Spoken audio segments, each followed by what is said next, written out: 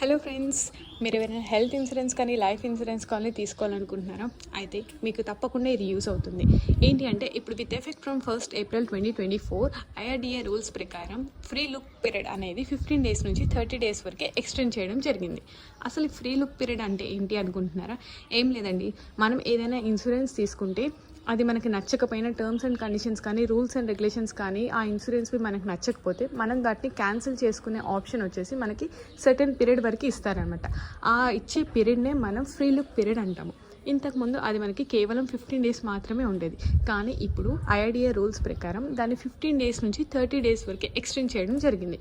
So దీనివల్ల మనకి మంచి ఆప్షన్ ఏంటి అంటే నచ్చకపోతే 30 డేస్ లోపు ఎప్పుడైనా సరే ఇన్సూరెన్స్ పాలసీని మనం వాళ్ళకి చెప్పి క్యాన్సిల్ చేసేసుకోవచ్చు.